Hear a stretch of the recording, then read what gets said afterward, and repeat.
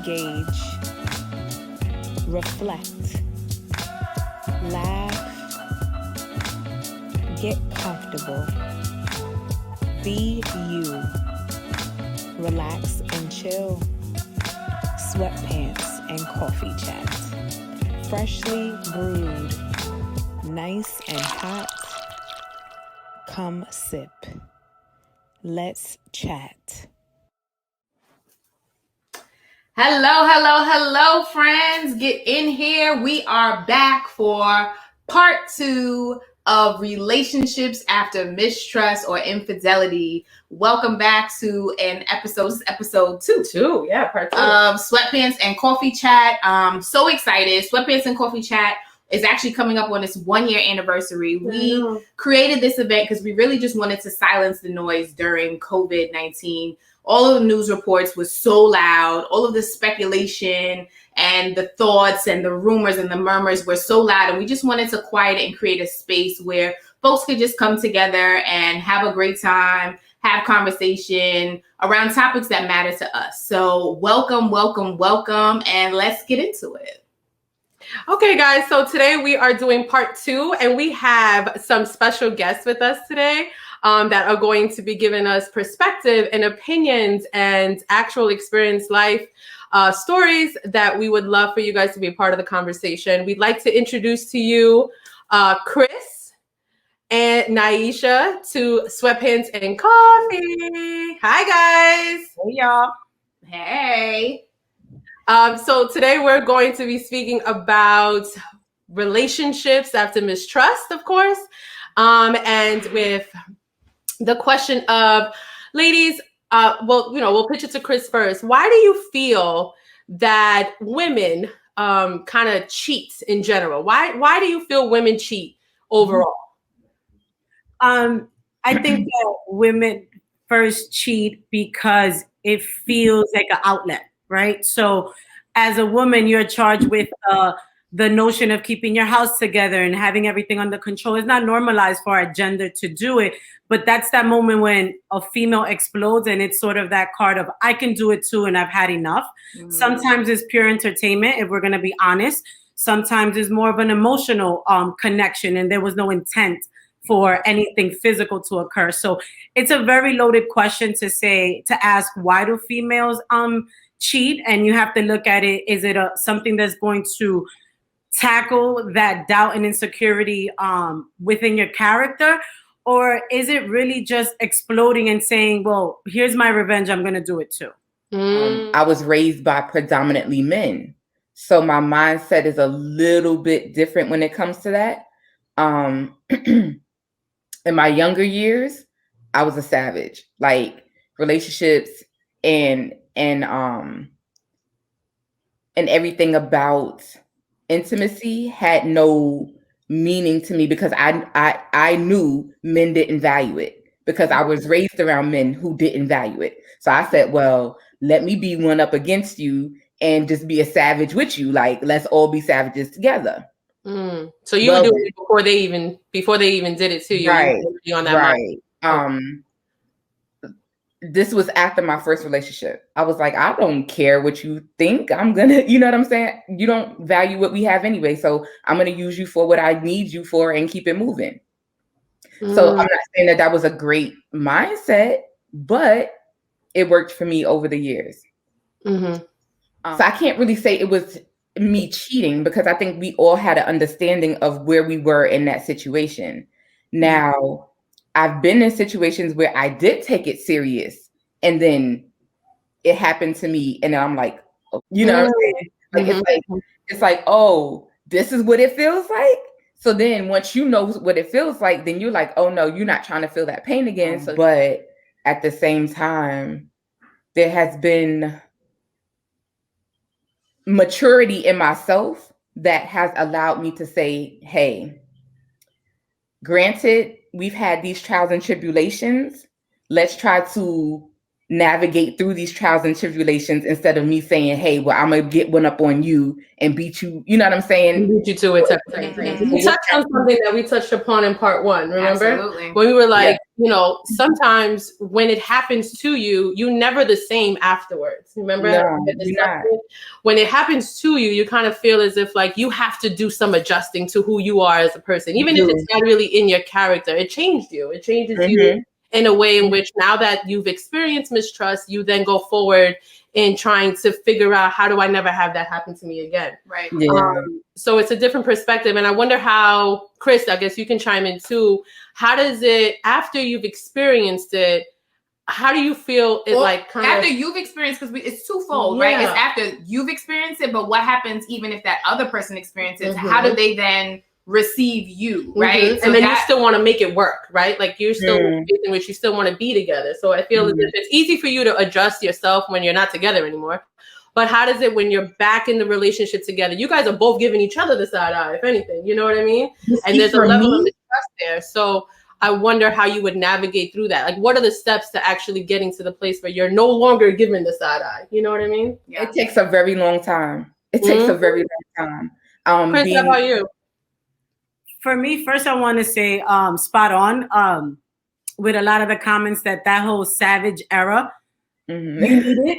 I'm not condoning anyone's decisions, do as you please, but I have to uplift the savage years before I can recognize how I came back from infidelity, right? So we don't want to uplift that because it takes from us, but I grew up in right? I'm born in all my cousins are guys, and I too was like, sleeping with someone was like, okay, I did it, and like you got the understanding, you knew what time it was, so we never saw it as infidelity because you had the understanding. Second is like, yo, I'm one of the guys just like you, so what's up? Why you doing this? So you kind of mold those gender roles and you become survival because that's what you know, and you're not seeing it as anything wrong. What I want to add before I answer the other question, Lex, is that relationships and personalities evolve, but we do that simultaneously, and that's a very dangerous game. So relationships I had in my 20s and then now 30s, pre-married kids, they all look different, and if infidelity popped up, how you came back from it was different too, going to Europe. So in my 20s, that side eye was on deck for life. Like it's on, and you not leaving. We're gonna be in the same house, but I'm gonna side eye you to death. So how are we coming back from infidelity? But that's what I knew. It was, we're gonna make this work because we booing and we loving, but I'm mad at you. But there was no conversation of what really hurt me. There was no conversation of I know you second guessing every action. If I brush my teeth, you think a guy's in the bathroom. Like, but we're not talking about that. But we are hoping that we're gonna evolve. So that in itself was a recipe for disaster, where I'll share something private. My husband and I are gonna celebrate 8 years married on the 25th, but we took a year apart before we got married because of similar things. And I'll respect our marriage to not go into detail. But it took for us to be able to deal with infidelity separately to then fix it together. You can't always do it together, but time makes you uncomfortable. So you rush and stay together to figure something out that you can't. And that might be episode 3, honey. Okay. And I think that's good, because even if it's not mistrust, when there's conflict in a relationship, sometimes it takes that degree of separation to be able to navigate that and figure it out and come back stronger, or not at all, right? Like sometimes you need that time apart to figure that out. So that's good. Yeah. So, but the question still stands: can the relationship actually work? Can it happen after infidelity? If you wanted to. No. Tell us how. How? Go ahead, Chris. What? She got her hands up. Yeah, Chris. So you go first. So for the viewers, for the panel, get your paper and pen, because I'm gonna be a little long-winded, but cut me off, okay? All right. To say it can happen to most listeners are like, yeah, that's saying I believe in miracles, right? But anything can happen when the work is there. And infidelity, you can't come back from it, but folks think that love is going to fix it. Let me school you on something real quick. Love is the most annoying feeling in the planet. If I love you, I deal with your ish. If I love you, I do things for you that I won't. So when you say we love each other, or the verbs I do is a verb. So there must be things that we do to last forever. Forever is a long time. So how do you come back from that is deciding what happened. It's like phases. You have to unpack what happened, but you unpack that in 2 phases within that. What happened between us?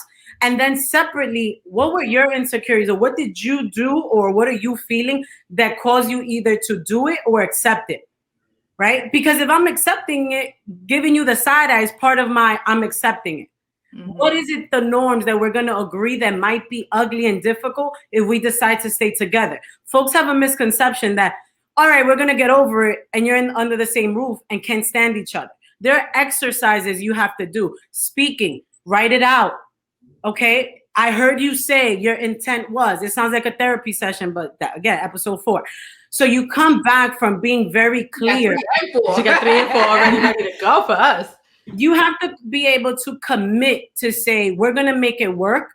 It's going to be uncomfortable. But the day you say you're going to make it work, there needs to be a script as what we're working towards, because emotions are going to steer you from moving forward. And you have to forgive, and you have to forgive yourself. And you have to be open and have dialogue and all that gushy, mushy stuff that sometimes, and I'll speak for me as a Latina, we don't want to go there because we might seem too soft, and egos and gender to me play a role. But in short, I think you can come back, but it deals with being open, vulnerable, and communication. That V word, vulnerable. But that V word though, it's not the other V, okay? Because that's not what's gonna keep it. It's the vulnerable. That V. Yeah, gonna be you're the one. right. You know, and I want to invite some male perspective into the room. So I am going to invite our good friend Dwayne into the room. Hi, Dwayne. How are you? Good. Thank you so much for joining us. Thank you. So to get a male perspective on what we're discussing, tell me about some of the things that you feel from a man's perspective you can do in regards to like making a relationship work after such a mistrust on both ends, you know? Yeah, for me, I actually grew up the exact opposite of Naisha because I grew up with all women. So my perspective is different. I see the impact a man has on a woman and how things play out. You know, if a man cheats or just a man's actions and how he carries himself around the house, I see the impact of that on women because, you know, I grew up with my mother, my grandmother, all my cousins are girls. So I think it's possible to come back from infidelity. I don't think it's likely. And let me say this first and foremost, I don't think anybody should be, at least a male should not be in a relationship prior to 30 years old. Just because I don't think the maturity you've experienced enough in life to know exactly what you want and how to carry yourself. Because as men, we're conquerors and we see women and we're like, oh, she look good. And it's not necessarily that I want to hurt somebody, but it's just like our nature is hunt, go get it. And until you get that out of your system, no matter how much you love somebody or how much you want to be with somebody, that's always going to be an instinct. And men have to learn how to first stop their instincts in order to be in a successful relationship. So I will say my perspective, men shouldn't be in relationships until they're 30 years old. But it's possible. It's not likely because you're always going to have that energy of what are they doing? If you had signs of like, oh, they weren't answering their phone and you remember that that's how it happened last time. It triggers you no matter what, no matter how much conversations you have, no matter how many talks you have, no matter how much understanding you have, nature is always going to trigger you that something might be going wrong. And it's hard to continue a successful relationship like that because cheating on somebody is a very, very, very, very intimate thing. And I think, you know, it's a violation of not only self, but of that other person, of your family. It's disrespectful. It's just a very hurtful thing. And it's hard to come back from something like that. And, you know, men have a very toxic idea of what love is. And we grow up and seeing love as like, oh, if you love me, you'll stick through anything. You'll do anything for me. And that's a very toxic idea of true love. And it's our environment. It's our music. It's everything we listen to. It's the role models we have. We see that over and over. Women continuously sticking around no matter what, and that means that she loves us. And it actually quite means the opposite. There's something wrong with her to put herself through that constantly. And there's something wrong with us to accept a woman that's doing that. You know, she's broken and we're continuing to break her. And then we're like, come back, and then we're going to break you again. And it's just, it's a very, very depressing cycle of what we think love is.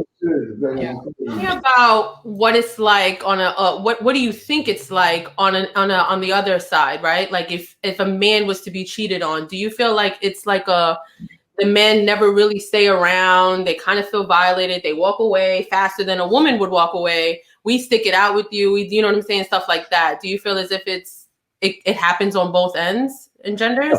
Yeah, I don't think men don't stick around if a woman, because they have the understanding that, hey, you're not supposed to do this. This is wrong. This is a violation. We're taught that if a woman cheats on you, like, bro, you can't. Like, even your boys, everybody's like, are you gonna stay with her? Every time you look at her, you're gonna think about the other guy. But for some reason, women are taught that you love a man through anything, and that is a very toxic, toxic thing that I don't know why people are taught that or why women believe that. But you can love somebody, but they don't have to be able to have that attachment to you or that access to you. I can love you, but you don't have that access to me anymore because you showed me, that you're not to be trusted with that access. Because not only do you not trust yourself or your body, now you're putting myself in danger. And that's not acceptable because there are boundaries I have as a person that once you cross, you can't come back because I could never trust you again.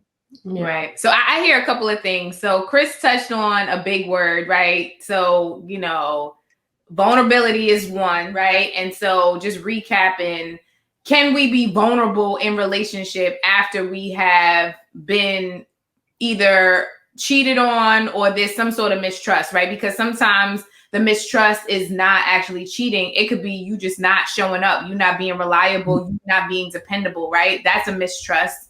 But then there's also like those boundaries, and there's the standard that, for some reason, and I actually really hate this phrase, the whole concept of a ride or die chick. Like, I mean, it sounds good in theory, but to your point, Dwayne, it's like, it's really a toxic concept that normalizes this lack of boundaries for folks to have, or this expectation that it's like, you're supposed to ride it out through anything. And at no point, and if I stand up for myself, then I am not being understanding. I am not allowing you to be yourself. I'm not doing what you need now because your behavior or your choices now go against my needs.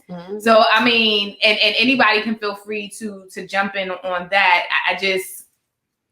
I always say, why I gotta die though? Like, it's ride or die. Why I gotta die? Like, why does a party feel like you almost gonna die with that? Right. My thing is, I hate when people say, "Oh, I love you to death." Like, no, I feel like even when I hear it, it sounds like you're taking my soul. Like, I just feel like, love me to life. You know what I'm saying? And I feel like so many people struggle, like, especially men, because they struggle to find themselves for a very long time. A man can't really identify who he is until he's like figured out who he is in this world, right? And sometimes it takes them until they're like 40, sometimes even 50, until they figure out who the hell they are. And then in between that time, they're damaging women in the process, not realizing what they're doing. You know what I'm saying? So yeah, I think a lot of times if you just take a step back and gain perspective on who you are and what you want, it kind of helps tremendously, both men and women. You know what I'm saying? I think we struggle too with knowing what we want. And we changed constantly. We're moms, where right. We're not innocent of that either. Like, I had something like relayed to me recently about a loved one, and I was mortified because I was like, how do you? And this is like back in the day cheating, right? So this is like back in the 60s, whatever, and it's like, wow, like they struggled with the same things we struggle with today, but they handled it totally different.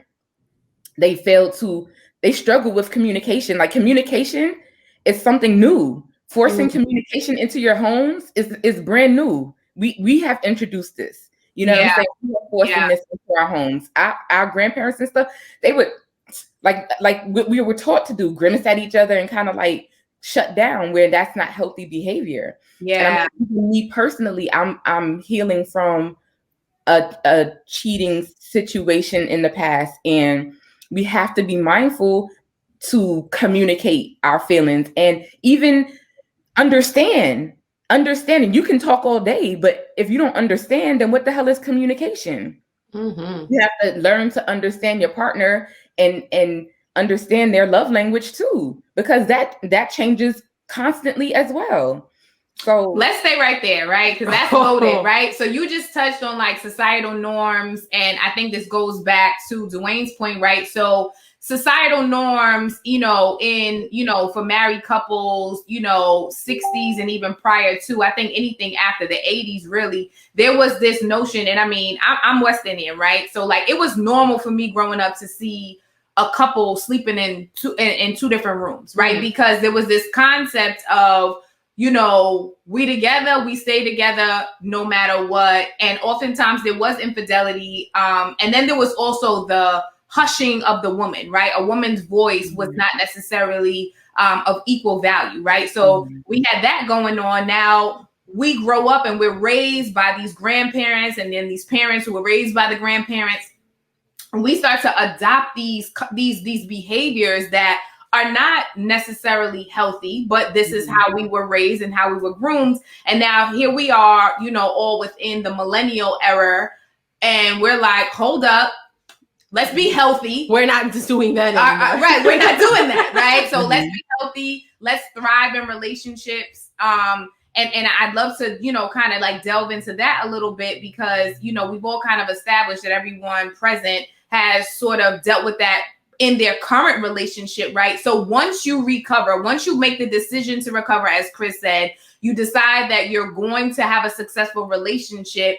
Now kind of, because even in enjoying life together requires a level of vulnerability. Setting goals together requires a level of vulnerability. Like, I got to let you see me and see the things that I write down in my journal that I don't let nobody see, or that thing I'm scared of doing because I've got a little bit of imposter syndrome going on. To be in relationship with anyone, whether it's romantically or in a friendship, requires a level of vulnerability in order for there to be a mutual exchange. So like now we've come into this society where we're normalizing healthy dynamics and healthy relationships and thriving in relationships and growing and communicating, as you said, Naisha. So it's like, now that we've decided, we done work through the mistrust, we decided we're going to be here, we decided we're going to grow, we're going to be great. Okay, now how do we act, like practically, like what did that look like for you? And I mean, Chris, we'll start with you. What did that look like?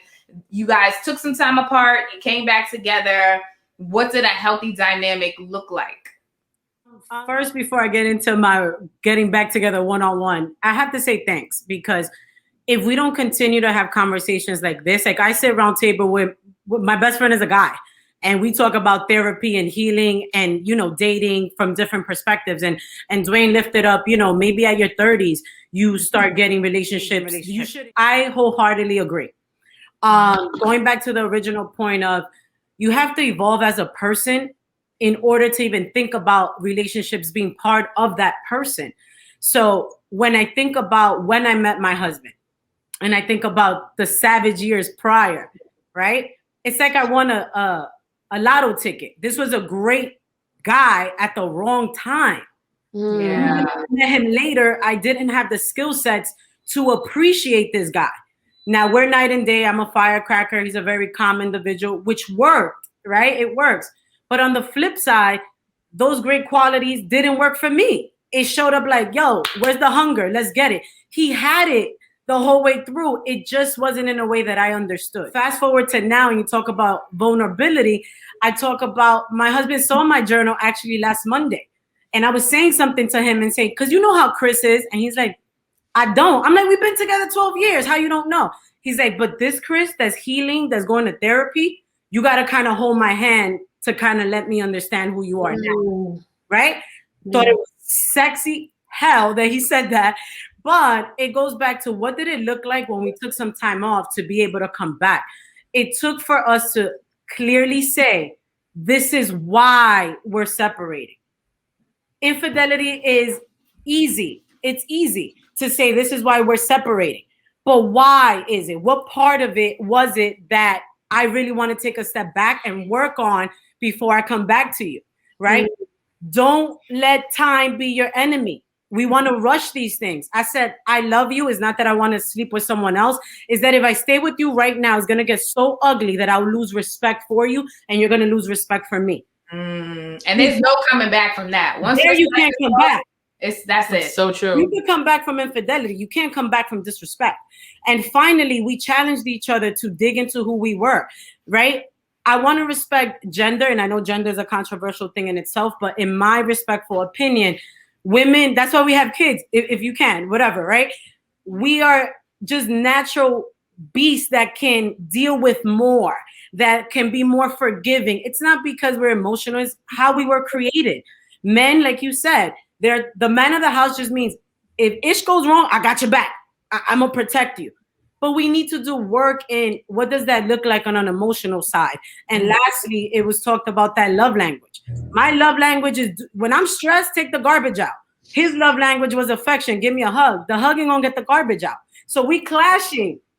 And we didn't even know that we were loving each other wholeheartedly, but so wrong. So I always do the recap at the end. You have to make it clear. And when you put the emotions aside for 2 seconds, why is it that we're still going to stick around? And what do we have to work on? And if the answer is infidelity, that's wrong. What are the root issues that led you there? And that's what you're working on. The infidelity was just the tool that showcased some of these things. Yeah. Right? Communication. And lastly, I just want to not challenge Dwayne, but ask Dwayne, how can men have more of these conversations? Because I think men want to, but it's corny. It's like we're not going to talk about that. We're going to talk about you stayed with her, but it's a different era now. We got to change the narrative. Yeah. Men have to change the conversations within themselves first before you can, I guess, do it to the general public. And my friends and I have these kind of conversations all the time. And I just think that's where it starts, you know, especially women and men raising young men. We have to be able to talk about vulnerable issues at that age when you're young. Like when you cry, it can't be stop crying. They can be like, why are you crying? How do you feel? You know, you have to be able to express and speak about things and use your words to express how you feel. I couldn't express how I felt about something until I was like in my early 30s, in the sense that I couldn't explain it through words. My explaining was action or anger or like frustration, because I couldn't speak and say like how I felt. Like, was I feeling sad? Was I feeling hurt? Was I feeling disgusted? Like, we don't have those vocabulary to explain how we're feeling. So we feel stuck in the emotion of it. And then we lash it out as anger or some kind of toxic action. Or infidelity. Yeah, but it's like learning how to speak, like saying, hey, look, I know you've been busy, but you know, we haven't gone out in a while. We don't talk anymore. Like, I don't have that connection with you. Like something is going on here. I feel lonely. Like a guy saying, I feel lonely. Like, not, you know, and then that doesn't mean that you need this person. You just say, hey, we're in this together and you're my partner. So as far as companionship, I rely on you and I'm not getting that. So let's figure something out on how we can get our connection back. You know, let's put our phones down for an hour or two a day and just talk about our day. We need some kind of reconnection. And we don't do that. We just say, you know, forget that person. We go out and deal with another person. But that stuff goes with you, because if that person is doing it, then the problem's there again. So we have to be able to express ourselves through our words and let the other person know how we're feeling. But that starts at home, right? That starts at home, where as a parent, you have to be able to speak to your kids and especially your sons and say, how do you feel? Explain to me how you feel. I don't want to see a temper tantrum. Sit down and talk to me about how you feel. That teaches them how to speak, how to express themselves, how to set boundaries, how to tell people how they're feeling.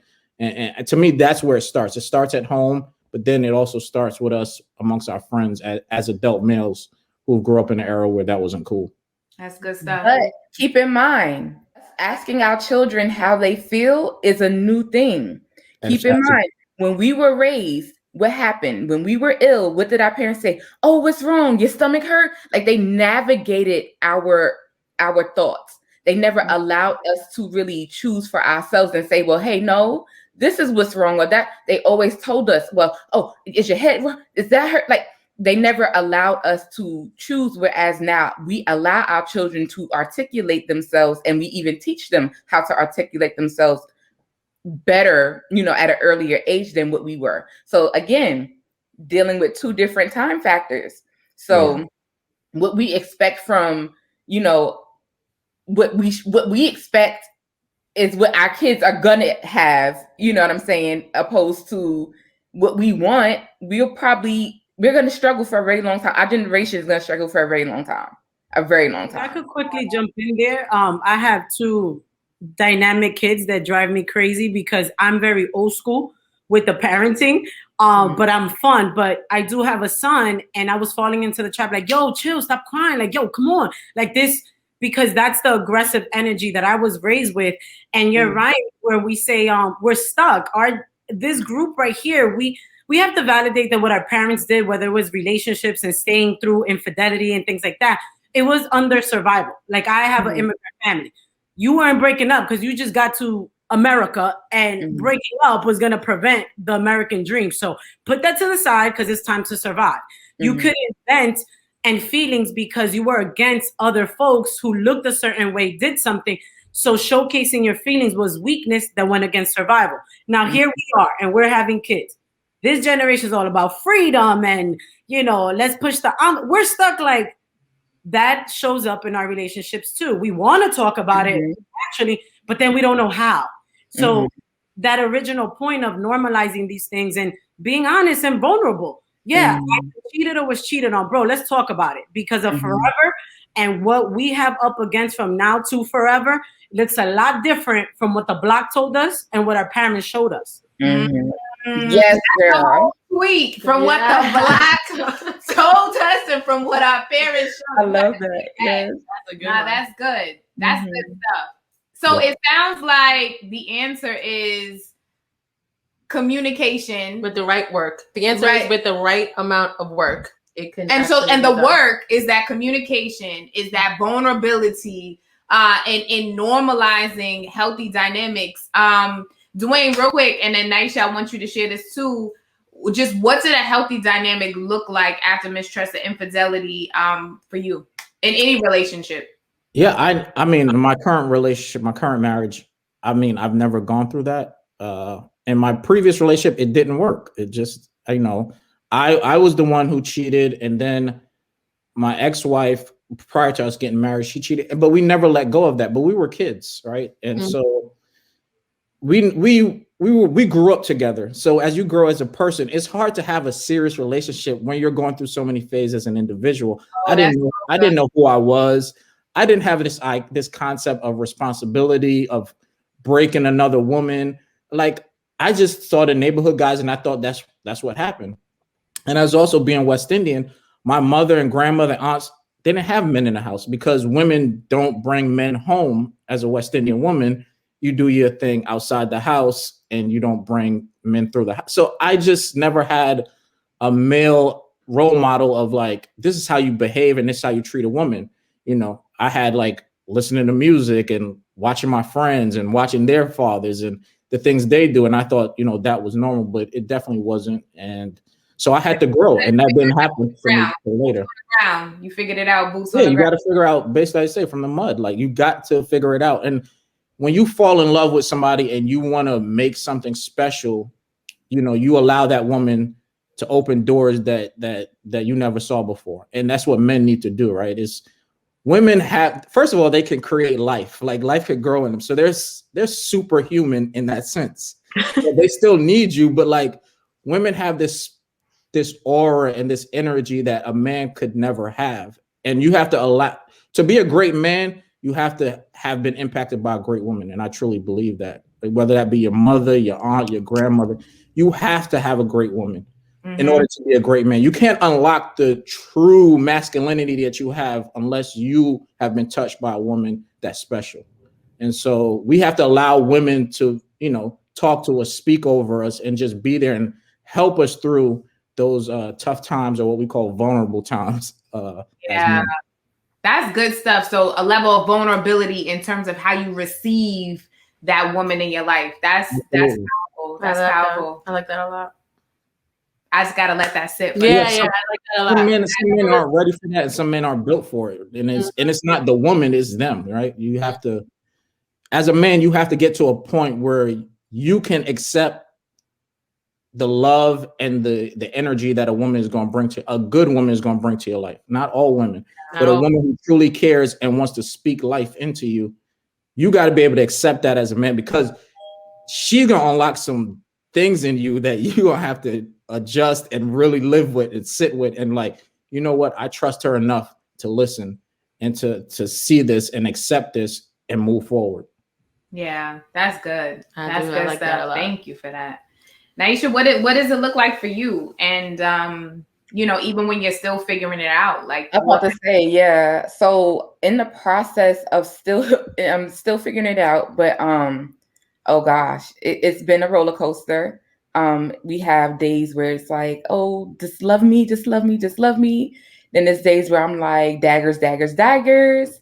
I even recently went through a phase, because until you feel what I feel, even if I'm not, I'm gonna let you feel whatever. So I will move or make you think whatever, just so you can feel what I felt and feel. But in hindsight, I don't want you to feel that, because how I felt, you might not take it the same way. And it's just perpetuating a cycle, right? Right. And it's dangerous. That's a dangerous game. So I had to like raise the white flag and be like, yo, like, okay, like let's do. You know what I'm saying? That's vulnerability. Raising that white flag sometimes means I yield, I surrender, like and then but now it's like now now that the white flag has been raised, it's like, okay, now how do we regroup? And like, it will never be what it was. That's understood, but let's make it better than what it was. Let's create a different foundation from what we did have, so it's not broken again like it was before. You know what I mean? So that's where we're at now. And it's gonna be days where I'm gonna be like, I understand that. And just like Chris was saying, you have to, because as she was saying, if you don't plan to, work past those feelings, because the feelings are temporary. You know what I'm saying? Like, temporarily, I will have a feeling of, yo, I want to just knock your block off. But when I watch him sleep, I just want to love him. Like, and it's weird. Yeah, I know. It's genuinely what I feel. It's almost like looking at your child sleep, and you're like, you see the love and the sweetness there, and you just wish that you could just break that negative, whatever caused that break. You know what I'm saying? So that's just where we're at this moment. But willing to communicate, the communication's there, working on that level of transparency, because I struggle, being a strong female, I struggle with transparency as well as he does. You know what I'm saying? So we both struggle there. We don't, like, I know it's, you like, oh, you communicate, but you struggle with transparency. It's two different things. You know?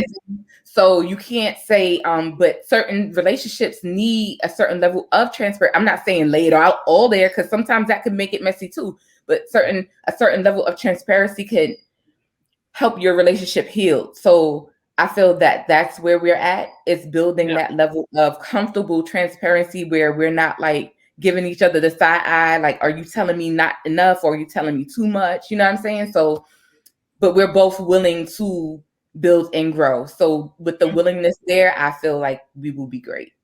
Yeah. I want to add one thing to what you said. When we say we watch him sleep and we want to love him, that was the idea that goes back to, we become, even if you have children or not, that mother instinct first. And it asks why some folks will say, well, why did the woman stay? It's natural. We can't help it. We could go 0 to 100, plan your whole, and then love you and make it at the end of the night. That's Nobody gets it.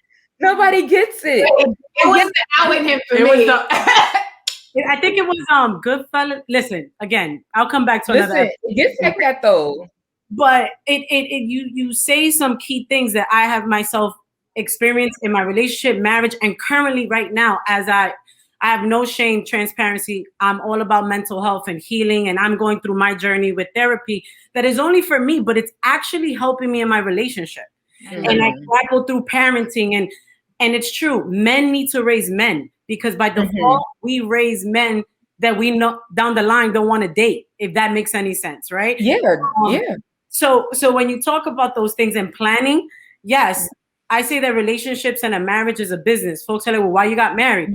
Which is a business now. The love is still there, but you have to strategize. And lastly, you said something about the mind. I call it like ninja the brain, right? And I went from playing chess to playing ball. Not for real, but chess, I'm against you. I'm not going to tell you, but I'm going to do this. It didn't work. All is your teammate. Yeah, you're fighting a battle separately. Yeah, you're supposed to be a team. So now I tell my husband, at different times, we're Jordan and Pippen. It's going to get ugly. It might not work. But if we don't plan as a team, it's not going to work. So go from playing chess to playing ball and see the difference when you go to the round table to fix your relationship. And a lot of us want to, but you're healing separately. You got to do the tango together. You got to huddle. You got to get to the drawing board. But that's dope. I like that. The teammate thing. Because I feel like I was playing chess for a very long time. I played chess a lot with him, and it's dangerous, and I know it is. Definitely dangerous. I'm hoping that we all got something from this conversation. I appreciate all of you guys for coming today and speaking your experiences and your opinions and giving us some insights and helping us navigate through all of our relationships, really, because we all have some sort of, growth that we're doing, individually as well as in relationships. So I appreciate all of you guys for coming today. Thank you guys so much for your insights. Dwayne, Naisha, Chris, thank you guys so much. I'm hoping that you guys got something from the conversation as well as giving what you gave to our viewers. And we appreciate all of you guys. Thank you. Thank you, Thank guys. you. Thank you. Take care. Bye, guys. Thank you.